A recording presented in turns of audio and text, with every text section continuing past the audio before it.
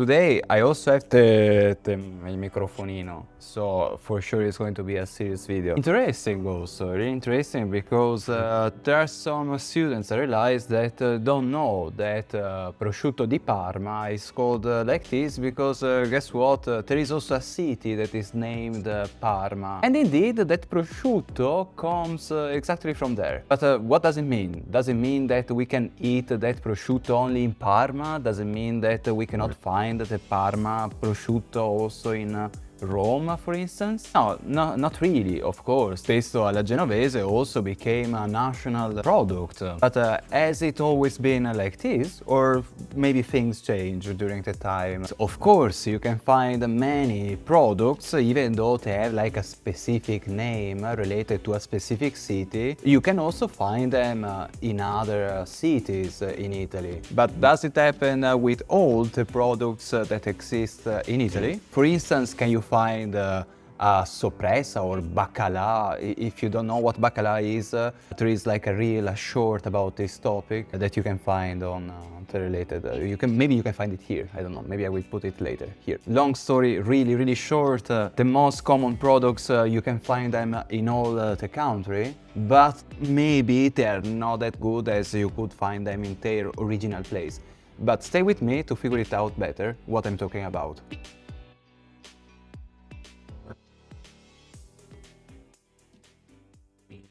For someone could be obvious, for people that traveled in Italy multiple times, or for students that learn the Italian language from a long time, they know the topic of this video, they already know the answers, but still stay with me because you might find something surprisingly interesting and also some tricks about how to avoid some touristic traps.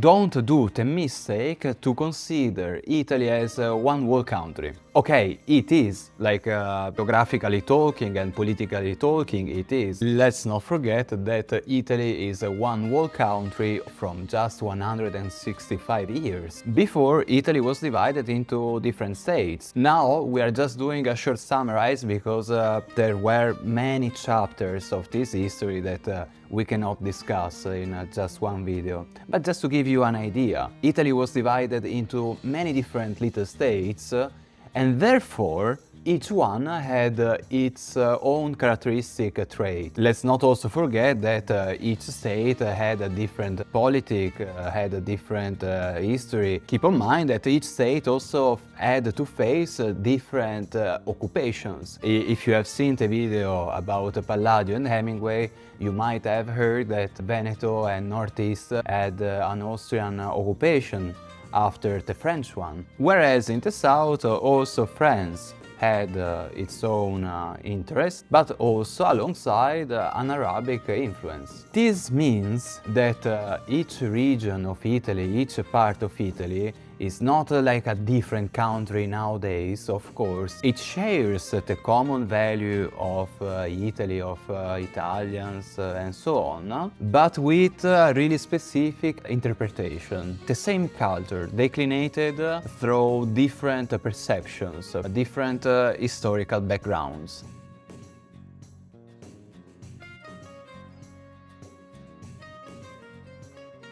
Because of this characteristic cultural mix, and because of history, because of cultural variety, because of influences from other countries, nowadays in each region, in each city, in each province, you will find some product that is more characteristic, more common in that area. But what does it make it really special compared to the same product but in another part of Italy? To make it easy, I would categorize the products into three different groups. National products, such as pasta, pizza, common ingredients that are used all over Italy, tomatoes, mozzarella, and the classic Italian food that first comes to your mind the moment that you think about the Italian cuisine. This is perfectly related to what I was explaining before. At the end of the day, of course, Italy is a one world country, even though it has different cultures, different regions, different dialects, still we share basically the 80% of what the country has. The second group is the local but commonly diffused products. For example, the pesto alla genovese comes from Genoa, a city, the capital of the region of Liguria, but during the last years it became pretty popular and common in the whole country, and of course also abroad. Some people think that it always has been like this, but no. I personally talked with some ladies from Florence telling me that the pesto alla genovese is a product that spread during the last years, starting from the 80s, 90s, I would say. Also, I noticed nduja. Nduja is a super interesting product, kind of a spicy ham that you can spread, common in the south of Italy, but during the last years it became really easy to find also in the north of the country. These products, such as pesto alla genovese, nduja calabra, Prosecco di Valdobbiadene, Treviso. If you like wine, contact me so that we can organize a fantastic tour. We can go to visit this small winery in the region of Veneto, and also in any other regions. As long as you want to explore Italy with me, I'm always available. Just drop me a message in the comments or contact me through my contacts that you can find on the description of this video.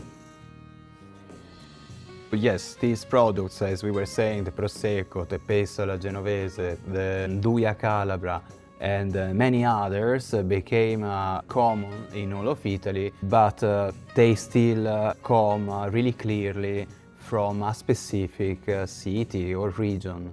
Before discussing the third category, I would actually mention an hybrid between the second and the third category of these products, meaning those things that you find nationally, like the nduja, for instance, but if you go in those specific cities or regions where they produce them, this food just tastes better for many reasons that in this video we cannot cover. And then the most interesting group, that is the main point of this video, the super mega rare category. Those food that you can find only and exclusively in their province region area. To give you some examples, I've been lately in Catania, where you can find the granita, where you can find arancino, where you can find the cannolo. This actually, I have to be honest, is more like 2.5 situation, because you can find these things also in other regions of Italy, but they don't taste at all as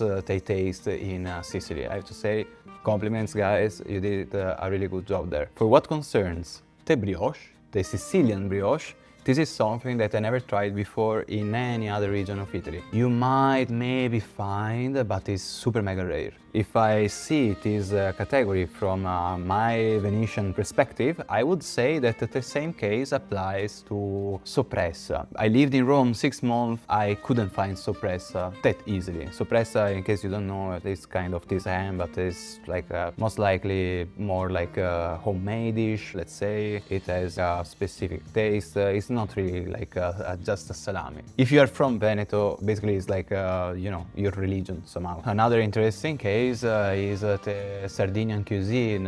In Sardinia there are so many things that you cannot find in the rest of the country that easily. Let's just think about the casumarzu, for example. Like, you know, the cheese with the worms. Don't judge, don't judge. I think it could be interesting, come on. Like, the word Bear Grylls always has eaten insects and he's still alive. He always say this is full of protein, so yeah. Basta, super graniti, pure soppressa, baccalà.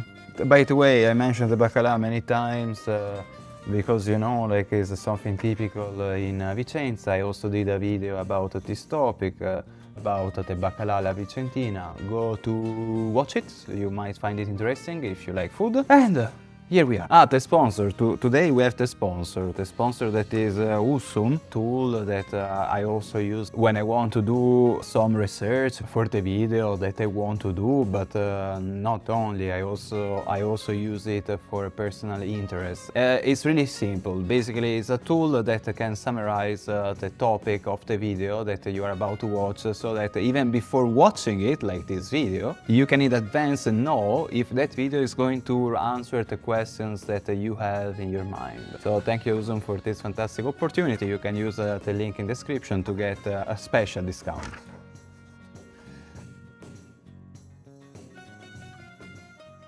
I don't know if eventually this is a long video or a short video. I really have no clue.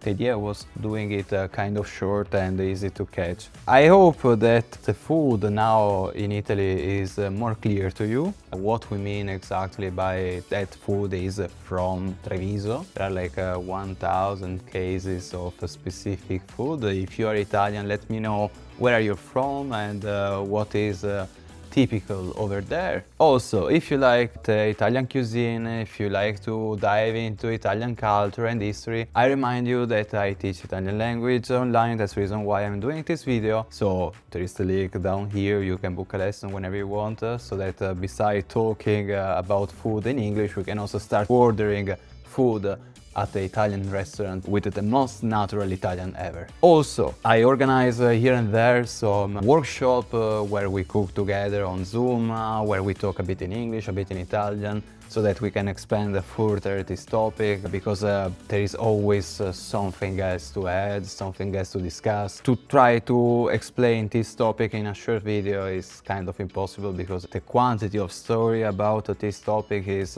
more or less infinite, really. If you want to have an idea about what I do, you can download also a free PDF that you can find on the description of this video. It is in simple Italian for my Italian language students, with some extra facts and some interesting insights about the Italian cuisine and food. And also, if you don't want to waste time looking for the best restaurant in the Italian city where you will go, to figure out how to move in Italy, like to avoid the touristic traps, to don't eat the wrong food in the wrong region, I remind you that I can also organize amazing tours with chill vibes, both private, both public, with other students that are interested in history, food and culture. If you don't want to mess up with your upcoming tour in Italy, contact me so that we can organize the best tour ever. Also, I remind you that I have my Patreon, my small, modest little Patreon. If you like what I do and you would like to support me to improve with the material, to have more time, to do better contents, to do better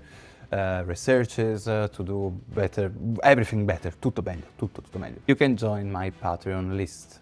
Grazie per aver guardato questo video e alla prossima. Thank you for watching and see you till next time. Ciao!